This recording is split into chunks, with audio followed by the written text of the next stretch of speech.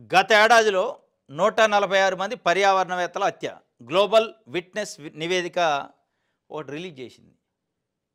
Last year 146 మంది పర్యావరణవేత్తలు ఎవరైతే పర్యావరణం కోసం ఫైట్ చేస్తూ ఉంటారో వాళ్ళు హత్య గాయించబడ్డారట. మిస్ అయిన వాళ్ళు కొంతమంది ఉన్నారట.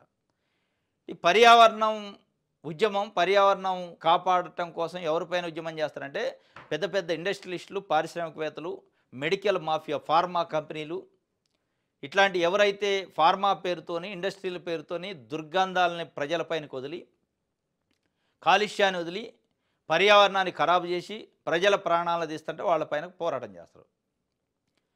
అదే ప్రజల ప్రాణాలని తీసే కంపెనీల కోసం మన ప్రభుత్వాలు తపన పడుతుంటాయి. మీ కంపెనీలకు మాది భరోసా, మీ వ్యాపారానికి మాది భరోసా అంటారు.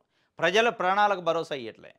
వాళ్ళు వదిలే కాలుష్యంతోని ప్రజలు ప్రాణాలు గాలిలో కలిసిపోతుంటే, కానీ ముఖ్యమంత్రులు, ప్రధానమంత్రులు ఏం చేస్తారంటే లేదు లేదు మీరు ఏదన్నా వదలండి, ఎవరన్నా చంపుకోండి, కానీ మీ వ్యాపారాలకు మాది భరోసా అని చెప్తున్నారు.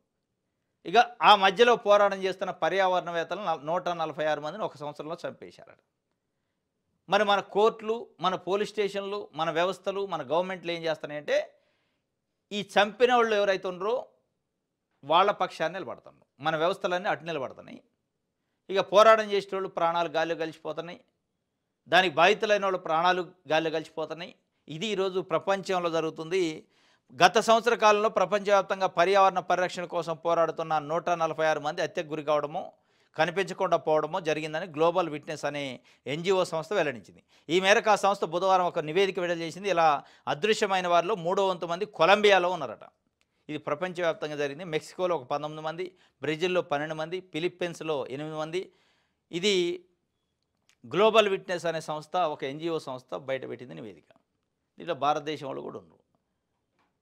మన ఒక్క భారతదేశంలోనే లేదు ఈ దరిద్రం. ప్రపంచంలో అన్ని చోట్ల ఉంది. ఇండస్ట్రియలిస్టులకి వంతబాటం ప్రభుత్వాలు, నాయకులు, పార్టీలు. వాళ్ళు వదిలే కాలుష్య వ్యర్థ పదార్థాలని వాసన పీల్చి దానివల్ల ఎఫెక్ట్ అయ్యి చనిపోయేది ప్రజలు. వాళ్ళ కోసం పోరాటం చేసే ఉద్యమకారులు 146 మంది గల్లంతు.